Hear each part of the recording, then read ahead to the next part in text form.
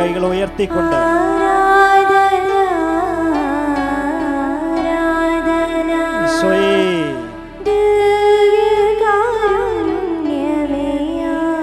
ഒന്ന് ചേർന്ന് നമുക്ക് കർത്താവിനെ സ്തുതിച്ചാരാധിക്കാം. ഹല്ലേലൂയ, ഹല്ലേലൂയ, ഹല്ലേലൂയ.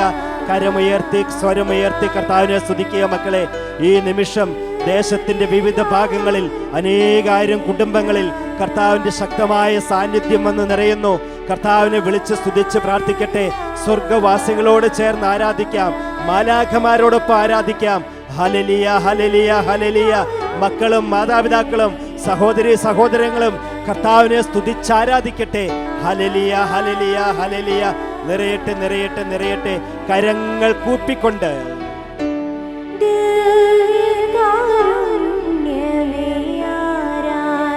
ഒന്ന് ചേർന്ന് ആരാധിച്ച്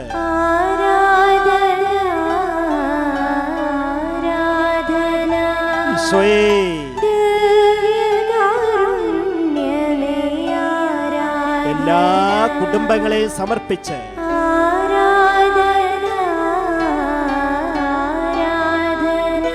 കർത്താവേ, നമ്മളെ ഓരോരുത്തരെയും സമർപ്പിച്ചുകൊണ്ട്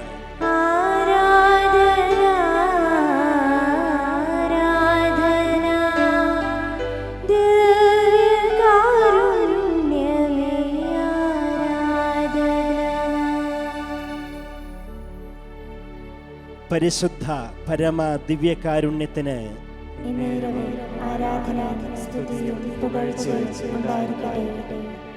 പരിശുദ്ധ പരമ ദിവ്യകാരുണ്യത്തിന്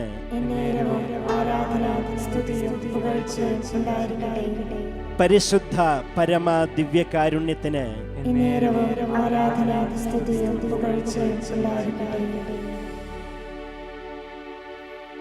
പ്രിയമുള്ളവരെ, തിരുവോസ്തയിൽ എഴുന്നള്ളിയിരിക്കുന്ന ഈശോയുടെ ദിവ്യമായ സാന്നിധ്യം അനുഭവിച്ചറിഞ്ഞുകൊണ്ട് കർത്താവ് നമ്മളെ ഓരോരുത്തരെയും ദൈവവചനത്തിലേക്ക് നയിക്കുകയാണ്. ഇന്ന് ഏറ്റവും മനോഹരമായ വിധത്തിൽ കർത്താവ് നമുക്ക് നൽകുന്ന ദൈവവചനം എസെക്കിയേൽ പ്രവാചകന്റെ പുസ്തകം 37 അധ്യായം 1 മുതൽ 4 വരെയുള്ള ദൈവവചന ഭാഗങ്ങളാണ്.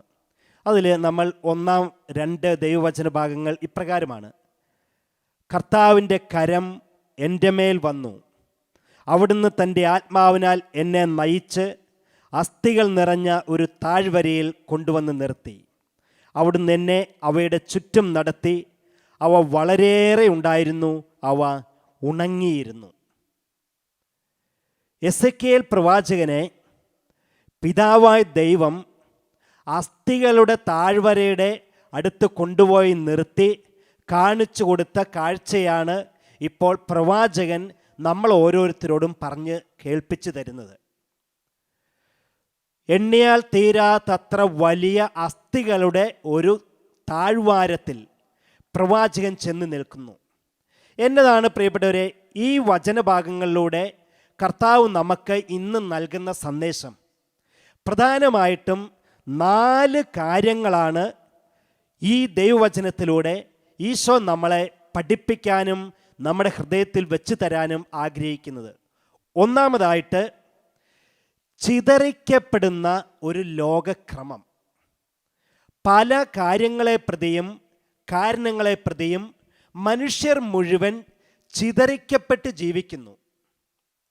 അത് ചിലപ്പോൾ മതപരമായിരിക്കാം, രാഷ്ട്രീയപരമായ കാരണങ്ങളായിരിക്കാം, സാമ്പത്തിക കാരണങ്ങളായിരിക്കാം, സാമൂഹികപരമായ കാരണങ്ങളാലായിരിക്കാം, മറ്റേതെങ്കിലും ജോലി സംബന്ധമായ കാരണത്താലായിരിക്കാം.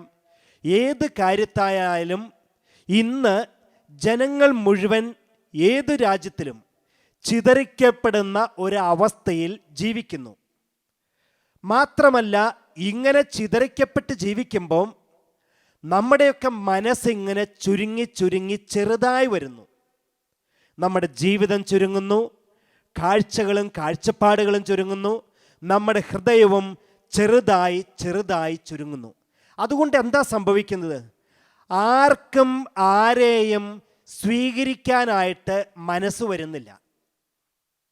സ്വന്തം ജീവിതത്തിലേക്കോ സ്വന്തം കുടുംബത്തിലേക്കോ സ്വന്തം സമൂഹത്തിലേക്കോ ഇനി സ്വന്തം നാട്ടിലേക്കോ പോലും ആർക്കും ആരെയും സ്വീകരിക്കാനോ അംഗീകരിക്കാനോ പറ്റുന്നില്ല, മനസ്സ് വരുന്നുമില്ല.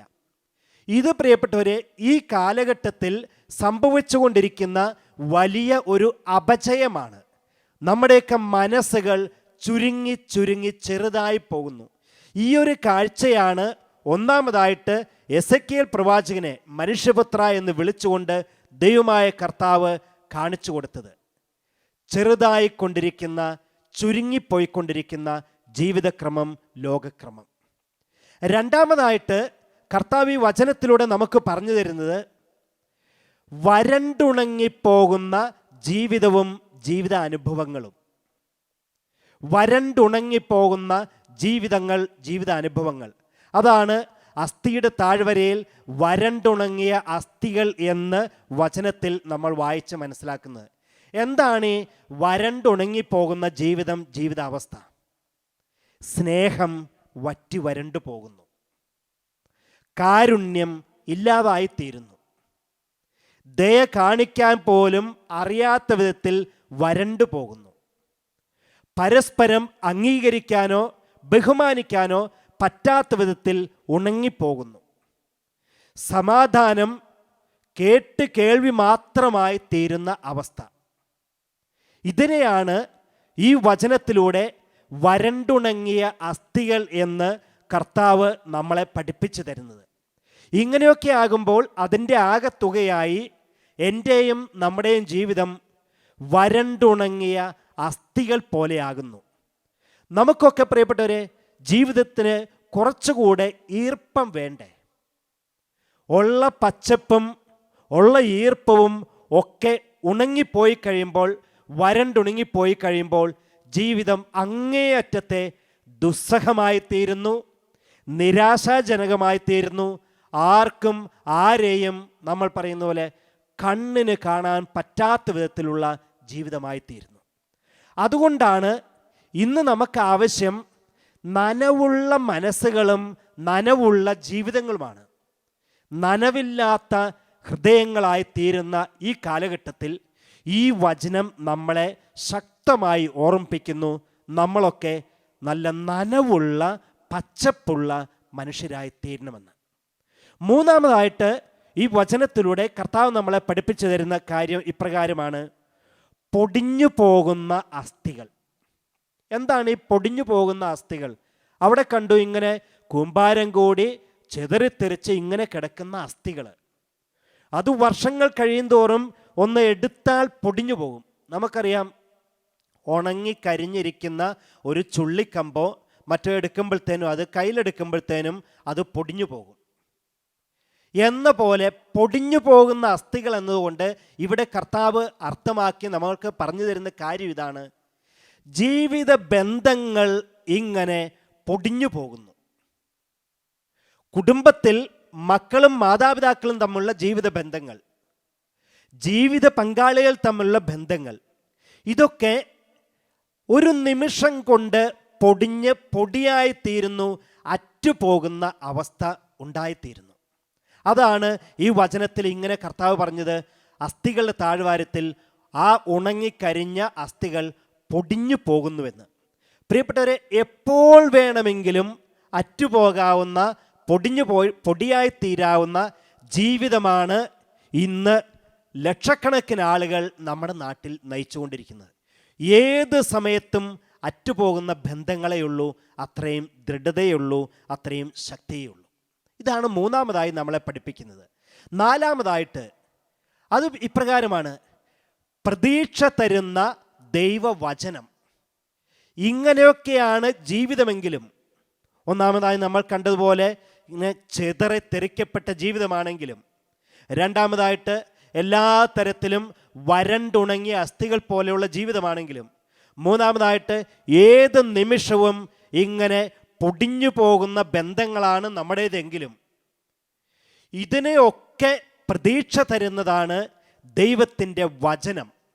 അതാണ് വചനത്തിൽ ഇങ്ങനെ എസെക്കിയേൽ പ്രവാചകന്റെ പുസ്തകം 37 അധ്യായം 3-4 വചനത്തിൽ ദൈവമായ കർത്താവ് പ്രവാചകനോട് പറയിപ്പിക്കുന്നത്. അവിടുന്ന് എന്നോട് ചോദിച്ചു, മനുഷ്യപുത്ര, ഈ അസ്ഥികൾക്ക് ഇനി ജീവിക്കാനാവുമോ, ഇവയ്ക്ക് ജീവൻ വയ്ക്കുമോ എന്ന്. ഇത് ചോദിക്കുന്ന പ്രിയപ്പെട്ടവരെ ഒരുപക്ഷെ എന്നെയും നമ്മളെ ഓരോരുത്തരെയും നോക്കിക്കൊണ്ടാണ് ചോദിക്കുന്നത്. ഇങ്ങനെ നിർജീവാവസ്ഥയിൽ ജീവിക്കുന്ന ജീവിതങ്ങൾക്ക് ഇനി ജീവിക്കാനുള്ള സാധ്യതയുണ്ടോ? ഇനി ജീവൻ കിട്ടാനുള്ള വല്ല അവസ്ഥയുണ്ടോ, വല്ല സാധ്യതയുണ്ടോ, പ്രതീക്ഷയുണ്ടോ എന്ന്. അതാണ് നാലാമതായി നമ്മൾ മനസ്സിലാക്കുന്നത്. വചനം ജീവിതത്തിന് പ്രതീക്ഷ തരുന്നു, ജീവൻ തരുന്നു. ദൈവത്തിൻ്റെ വചനം ജീവിതത്തിന് പ്രതീക്ഷ തരുന്നു, ജീവൻ തരുന്നു. അതാണ് പ്രവാചകനോട് ദൈവം പറഞ്ഞു, പ്രവാചക, നീ ആ അസ്ഥികളെ നോക്കിയിട്ട് പറയുക, വചനം പ്രഘോഷിക്കുക, അപ്പോൾ അവയ്ക്ക് ജീവൻ വരുമെന്ന്, അവയ്ക്ക് ജീവൻ കിട്ടുമെന്ന്. പ്രിയപ്പെട്ടവരെ, ഇന്ന് നമുക്ക് ഓരോരുത്തർക്കും ആവശ്യമായിട്ടുള്ള കാര്യമാണ് ദൈവവചനവും വചനശ്രവണവും എന്നെയും നമ്മളെയും ഓരോരുത്തരെയും പുത്തൻ ജീവനിലേക്കും പുത്തൻ ജീവിതത്തിലേക്കും പ്രതീക്ഷയിലേക്കും കൈപിടിച്ച് വളർത്തുക തന്നെ ചെയ്യും. അതല്ലേ പ്രവാചകനോട് പറഞ്ഞത്, പ്രവാചക, നീ ഈ അസ്ഥികളോട് വചനം പറയുക. അങ്ങനെ വചനം പറയുമ്പോൾ എന്താ സംഭവിക്കുന്നത്? അസ്ഥികളിലേക്ക് ദൈവത്തിൻ്റെ ആത്മാവ് അതിശക്തമായി വന്നു നിറയുകയും അവയ്ക്ക് ജീവൻ വയ്ക്കുകയും അവയുടെ ആ എല്ലുകൾ യഥാക്രമം കൂട്ടിയോജിപ്പിക്കപ്പെടുകയും ചെയ്തു. ഓർക്കണം പ്രിയപ്പെട്ടവരെ, ലക്ഷക്കണക്കിന് ആളുകളുടെ അസ്ഥികളല്ലേ ആ താഴ്വാരത്തിൽ കുമിഞ്ഞു കൂടിക്കിടന്നിരുന്നത്. എന്നാൽ എങ്ങനെയാണ് ഓരോരുത്തരുടെയും കയ്യും കാലും ശരീരത്തിൻ്റെ ഓരോ എല്ലുകളും കൃത്യമായി അവിടെ തന്നെ യോജിപ്പിക്കപ്പെട്ടത്? അല്ലെങ്കിലോ ആഗസ്തയുടെ കയ്യ് തോമാസിൻ്റെ കയ്യിൽ ചെന്നിരുന്നായിരുന്നെങ്കിലോ,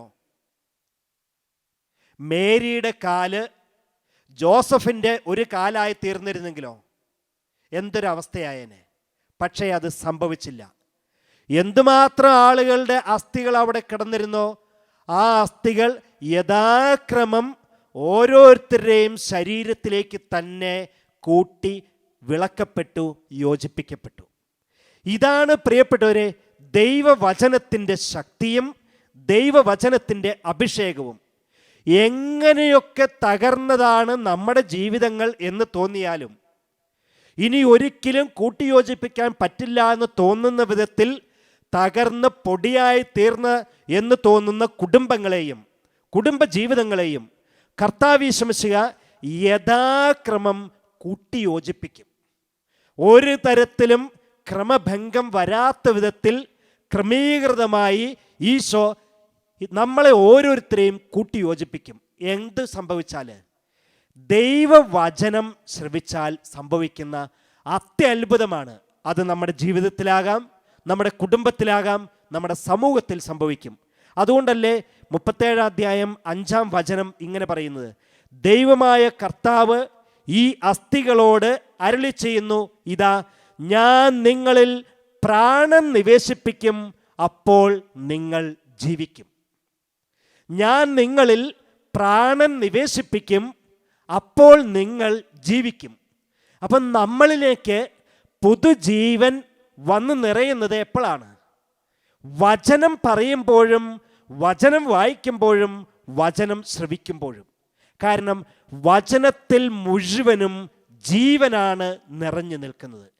അപ്പോൾ നമ്മൾ ഓരോരുത്തരും ആഗ്രഹത്തോടെ പ്രതീക്ഷയോടെ ദൈവവചനം ശ്രവിക്കുമ്പോൾ നമ്മളിൽ വന്നു നിറയുന്നത് ദൈവത്തിൻ്റെ ജീവൻ തന്നെയാണ്, ദൈവത്തിൻ്റെ ജീവൻ്റെ ജീവനാണ്. അതുകൊണ്ട് പ്രിയപ്പെട്ടവരെ, തീഷ്ണതയോടെ ദൈവവചനം ആരൊക്കെ ശ്രവിക്കുന്നോ അവരിലേക്കൊക്കെ കർത്താവിൻ്റെ ആത്മാവ് വന്നു നിറയുകയും ജീവൻ വയ്ക്കുകയും പുത്തൻ പ്രതീക്ഷയും പ്രത്യാശയും വന്നു നിറയുകയും ചെയ്യും. അതല്ലേ യോഹന്നാൻ്റെ സുവിശേഷം 11-ാം അധ്യായത്തിൽ നമ്മൾ കാണുന്നത്. ലാസറിനോട് ഈശോ ഒരു വചനമാണ് പറഞ്ഞത്, ലാസറെ പുറത്തു വരിക എന്ന്. മരിച്ചവൻ നവജീവൻ പ്രാപിച്ച് പുറത്തു വന്നു. ഇത് പ്രിയപ്പെട്ടവരെ എൻ്റെയും നമ്മുടെയും ജീവിതത്തിൽ സംഭവിക്കും. എല്ലാ തരത്തിലും തകർന്നു എന്ന് തോന്നുന്ന നമ്മുടെയൊക്കെ ജീവിതങ്ങളെ വചനത്തിലൂടെ കർത്താവ് പുനരുദ്ധരിക്കും. അതുകൊണ്ട് 4 പ്രധാനപ്പെട്ട കാര്യങ്ങളാണ് ഇന്ന് നമ്മൾക്ക് കർത്താവ് യേശു മിശിഹ തരുന്നത്. ഒന്ന്, ചിതറിക്കപ്പെട്ട ജീവിതങ്ങളോ ലോകക്രമമോ ജീവിതമോ ആകട്ടെ, അതൊക്കെ കർത്താവ് കൂട്ടിയോജിപ്പിക്കും. രണ്ടാമതായിട്ട്, വരണ്ടുണങ്ങിയ ജീവിതം, സ്നേഹം വറ്റിപ്പോയി, കരുണ വറ്റിപ്പോയി, കാരുണ്യമില്ലാതായി തീർന്നു, സമാധാനമില്ല, സന്തോഷമില്ല, ഇതൊക്കെ ഈശോ വീണ്ടെടുത്ത് തരും.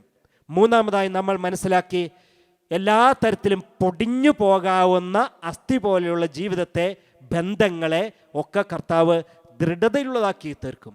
നാലാമതായിട്ട്, ഇതിനൊക്കെ ഉപോത്ബലകമായി നിൽക്കുന്നത് ദൈവത്തിൻ്റെ വചനമാണ്, വചനം ശ്രവിക്കലാണ്. അതുകൊണ്ട് പ്രിയപ്പെട്ടവരെ, വചനം തന്നെയാകുന്ന കർത്താവിനെ നമുക്ക് ആരാധിക്കാം.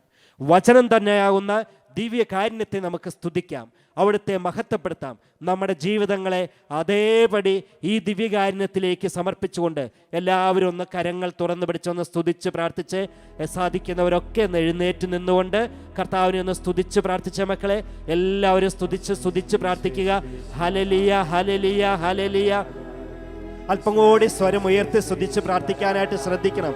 എല്ലാവരും, ഓരോ കുടുംബങ്ങളുള്ള മക്കളും മാതാപിതാക്കളും സഹോദരി സഹോദരങ്ങൾ എല്ലാവരും ചേർന്ന് 2 കരങ്ങൾ ഉയർത്തി കർത്താവിനെ സ്തുതിക്കട്ടെ. കർത്താവേ, ഞങ്ങളുടെ ജീവിതങ്ങളിലേക്ക് അങ്ങയുടെ ജീവൻ വർഷിക്കണമേ. ജീവനില്ലാതെ ജീവിക്കുന്ന അനേകായിരങ്ങളിലേക്ക് കർത്താവെ ജീവനായി അങ്ങ് വന്ന് നിറയണമേ. ജീവിതം നൽകാൻ തിരുമനസ്സാകണമേ. 2 കരങ്ങളും ഉയർത്തി സ്വരമുയർത്തി വിളിച്ചു പ്രാർത്ഥിക്കുക മക്കളെ, ഒരുമിച്ച് വിളിച്ചു പ്രാർത്ഥിക്കട്ടെ. യേശുവേ,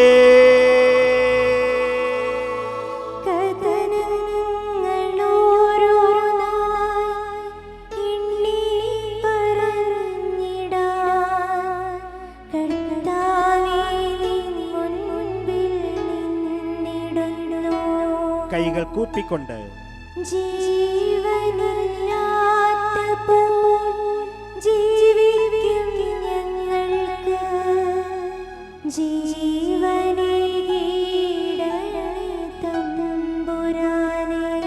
എല്ലാവരും ചേർന്ന്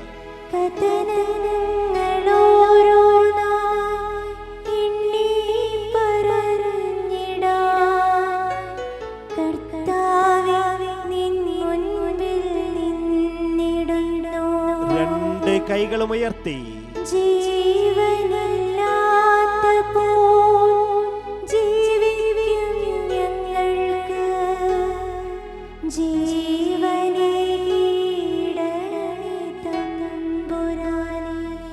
കരങ്ങൾ കൂപ്പാം.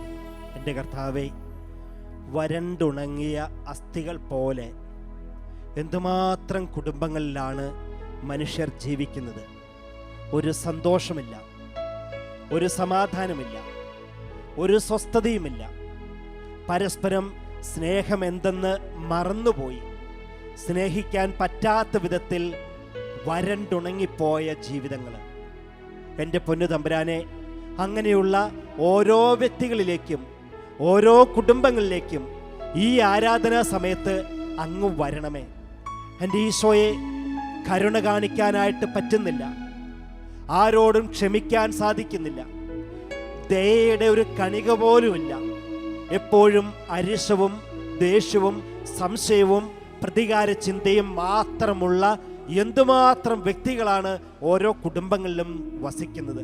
എൻ്റെ പൊന്നു തമ്പുരാനെ, കരുണയുടെ ഉറവ് അവർക്ക് ഓരോരുത്തർക്കും നൽകണമേ. കാരുണ്യത്തിൻ്റെ നനവ് നൽകി അനുഗ്രഹിക്കണമേ. മക്കളെ, നമുക്ക് അങ്ങനെയുള്ള എല്ലാ കുടുംബങ്ങളെയും സമർപ്പിച്ചുകൊണ്ട് 2 കൈകളൊന്ന് ഉയർത്താം, 2 കൈകൾ ഉയർത്താം. അവരൊക്കെ ജീവനുണ്ടെങ്കിലും ജീവനില്ലാത്തതുപോലെയല്ലേ ജീവിക്കുന്നത്. ഒരു സന്തോഷവുമില്ലാതെ, ഒരു സ്വസ്ഥതയുമില്ലാതെ, ഒരു ആനന്ദവുമില്ലാതെ, ഒരു കരുണയും കാണിക്കാൻ പറ്റാതെ അവരിലേക്കൊക്കെ ഈ ആരാധനാ സമയത്ത് കർത്താവെ, അങ്ങ് കരുണയായി, കാരുണ്യമായി, സ്നേഹമായി വന്ന് നിറഞ്ഞ് ഒരു ജീവൻ കൊടുത്ത് അനുഗ്രഹിക്കണമേ എന്ന് വിളിച്ച് പ്രാർത്ഥിച്ചുകൊണ്ട് ഒരുമിച്ച് നമുക്ക് കർത്താവിനെ വിളിച്ചാലപിക്കാം. യേശുവേ,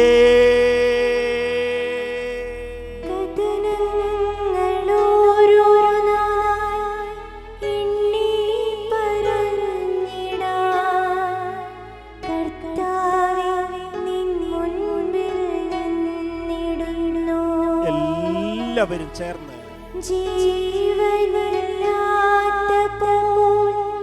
ജീവിക്കും ഞങ്ങൾ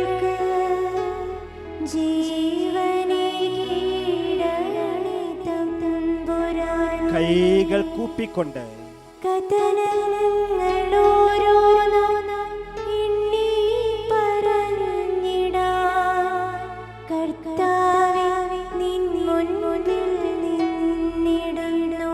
എന്റെ കർത്താവേ,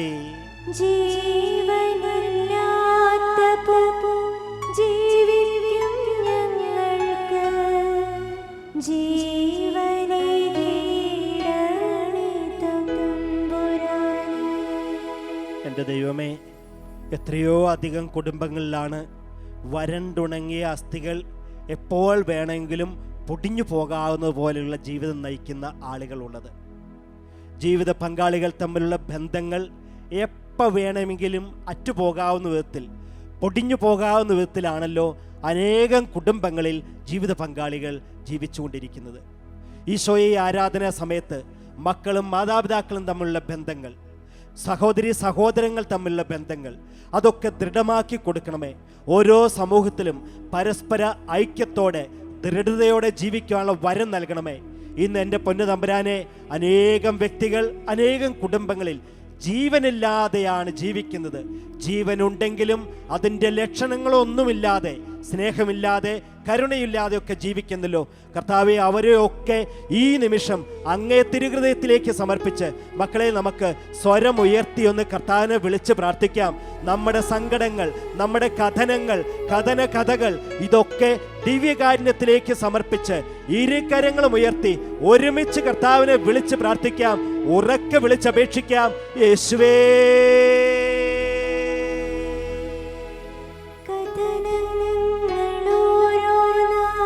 കൈകൾ കൂപ്പിക്കൊണ്ട്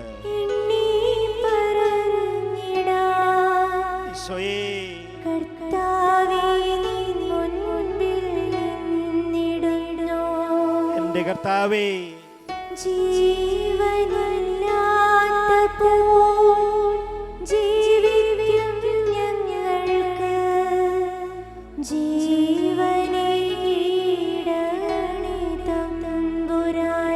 മുട്ടുകൾ കുത്തിക്കൊണ്ട്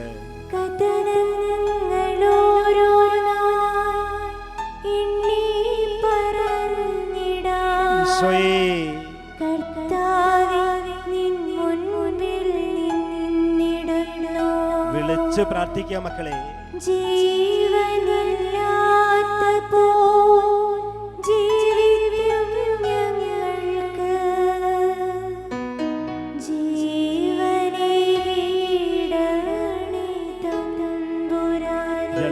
കരങ്ങൾ ഉയർത്തിപ്പിടിച്ച് കർത്താവിനെ സ്തുതിച്ച് പ്രാർത്ഥിച്ച് ആരാധിക്കാം. അവിടുത്തെ ആശീർവാദം സ്വീകരിക്കുമ്പോൾ നമ്മൾ ഓരോരുത്തരും ജീവനുള്ള മക്കളായി തീരും. ഈശോ അനുഗ്രഹിച്ചാൽ, ഈശോ ആശീർവദിച്ചാൽ നമ്മുടെ കുടുംബങ്ങളിൽ നവജീവൻ വന്നു നിറയും. കുടുംബങ്ങളിൽ കരുണയും കാരുണ്യവും ദയയും സമാധാനവും വന്നു നിറയും.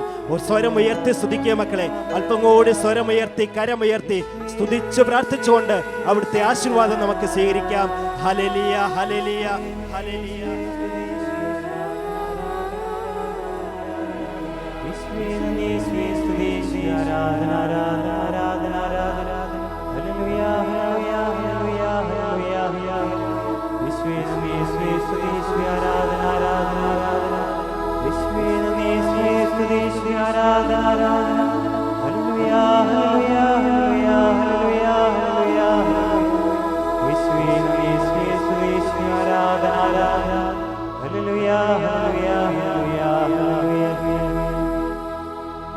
പരിശുദ്ധ പരമാ ദിവ്യകാരുണ്യത്തിനെ എന്നേരവും ആരാധനയും സ്തുതിയും പുകഴ്ചയും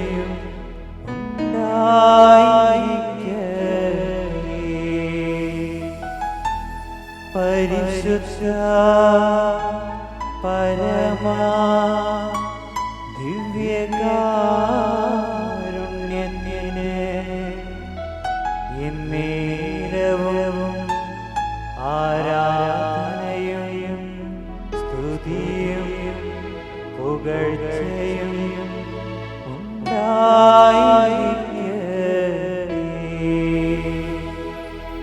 പരിശുദ്ധ പരമാ